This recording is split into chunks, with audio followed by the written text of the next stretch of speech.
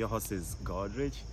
We're going to be talking about the top 6 teams, how they performed, how the games went. We're going to give you a brief breakdown of how the games went, and we're going to be telling about what I actually feel about these teams going forward into game 2. Our first game was the league opener, London Derby, Arsenal, Crystal Palace. It was a blast. It was a game to enjoy. We had a couple of players, outstanding players on both sides, and I can't wait to tell you about them.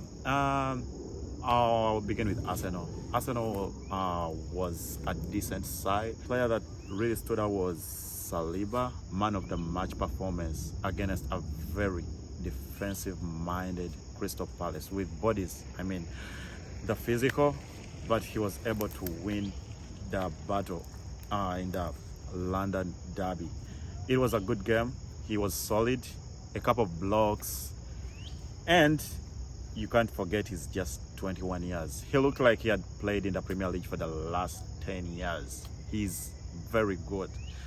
I would rate him to be maybe a young Vidic or a young Ferdinand. Solid, strong, and he really commanded the back line. Wingers were kind of sleepy, but that's okay. It was the league opener. We can excuse them for that. Saka was a little bit quiet, not until he got the last goal that put the game really away in the 60-something minute. Martinelli had a nice game. He really moved across well. And the signing of Jesus, I do feel the signings they made are gonna take a little bit of time to gel into to the standard of which Arteta wants the team to set up and play. But very good positive signs from Arsenal. One thing that I saw, maybe the only flaw in the performance, was Arsenal was kind of slow on the ball at times. They were kind of sloppy, but they did recover so well in defense. But going forward, they were kind of sloppy, a few misplaced passes. Party was party, and the party went on all night. Side Crystal Palace had a nice game. Yeah, he's a very good coach. We saw him from last season, and we can't wait to see what he's going to present. In the 60th minute, he introduced Mateta and the strike, of course, and he really changed the game. On withdrawing Eduardo, they pressurized Arsenal and they put them in the corner, but they couldn't score. So we're just waiting to see the final product of his ball in the final third.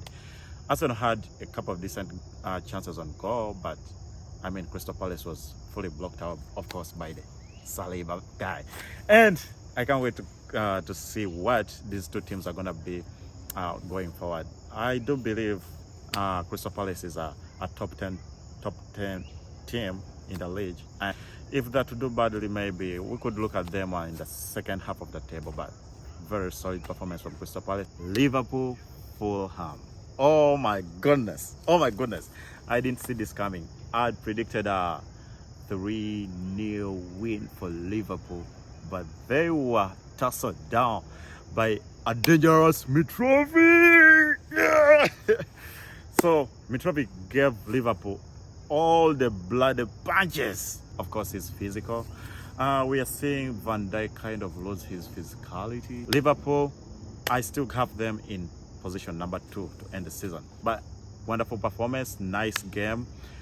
Every team grounded out well. The score was 2-2. Alcantara was injured, hamstring.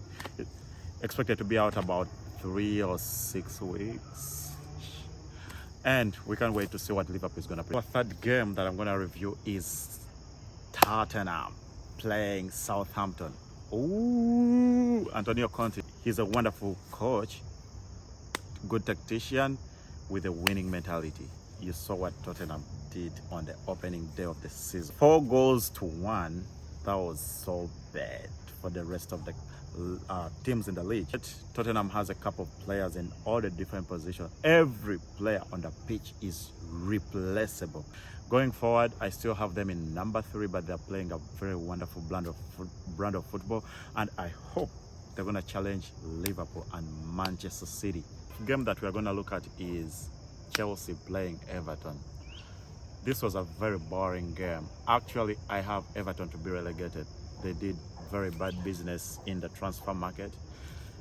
Frank Lampard needs players, and it's highlighted in the way they play. They need new players. They need a new mentality in the new team. They need a lot of steel in this team. Chelsea played really good, though it was boring. They really need creativity. They need a creative player to play in the middle. Koulibaly had a standout defensive performance. Chelsea winning by 1-0, courtesy of a penalty by Jorginho. Really needs a lot of creativity, and they need to score goals, so they may need a striker. Game number 5, West Ham, Manchester City. What can I say? Haaland got his 2 goals, and the midfielders are trying to find him. There's a good balance in Manchester City, well-defined team, good philosophy, good coach in Pep Guardiola. They're going to score a ton of goals. They have the goal machine in Haaland. He's going to score all kinds of goals, headers, free kicks, penalties. And he's young and he's still learning while scoring. So, they've given out Sterling to Chelsea, but it's still a decent team. Manchester City is a well-invested team, and going forward, they just need to blend in the new players and see how they're going to perform. The man of the match, or the star of the game, was Haaland. We wanted to see how he's going to fare on his debut, and he didn't disappoint. He's tall, physical, fast, technically gifted. He's everything that you want to see in a striker, and a young striker. He's still learning on the job, and he's learning from the best. He's going to be competing with Nunes from Liverpool, who also scored on his debut.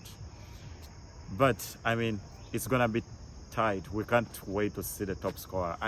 We may have the top scorer in the first 10 games when he has about 30 goals. So our last game that we are going to review is Manchester United Brighton. This was a game that had predicted to end maybe 3-0 in favor of Manchester United, but they didn't disappoint, as last season they reverted to the normal. Manchester United needs signings. Ten Hag, the new coach, needs signings. And McTominay and Fred is a combination that never works. Maguire is a defender that never works in the Premier League. They badly need signings. They struggled creating chances until Ronaldo came in and kind of pulled things together. But they really need signings. They need strikers, they need midfielders, they need new defenders. They need to overhaul the squad.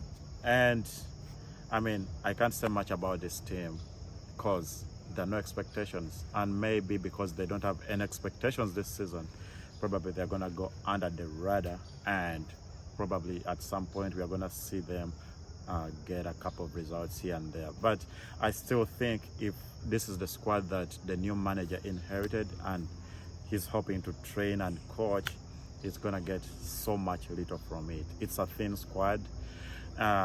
You can't replace so many people in the squad, and so going forward, playing 30 games a season is gonna take a beating on this squad. Good luck to the team. Hopefully they can get something from the season or salvage something going forward. The team they played, Brighton, is a well-coached team. Graham Potter, the manager, lost a couple of players to other teams, but you see, whichever player that he brought in, especially Moise Caicedo in the midfield, he was really good. He dominated the midfield, and Fred and McTominay couldn't get close. They were moving the ball from side to side until they scored a couple of good goals. They didn't have many chances on goal, but you could see it's a well-trained team. Going forward with these two teams, hopefully Manchester United can get a few signings that can help revive the mentality in the team. And I can't wait to see you in the game 2.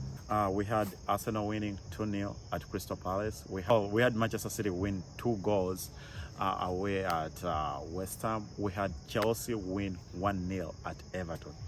and we had Fulham drawing with Liverpool 2-2, and then the biggest score was Tottenham with 4-1 at Southampton. That's how much they went. Going by what happened, I mean, it's Tottenham at the top of the table, and a few other teams really did perform. Newcastle beating Nottingham Forest, that was a good result, and we had a couple of other wonderful results in the league, and we can't wait to see what's going to happen in match day 2. There's a lot to be discussed, and I can't wait to see you on the Seek Out report in game 2. We are going to be doing the preview for game 2 very soon, and I can't wait to see you all. Remember, if you're new to this channel, like, share, subscribe.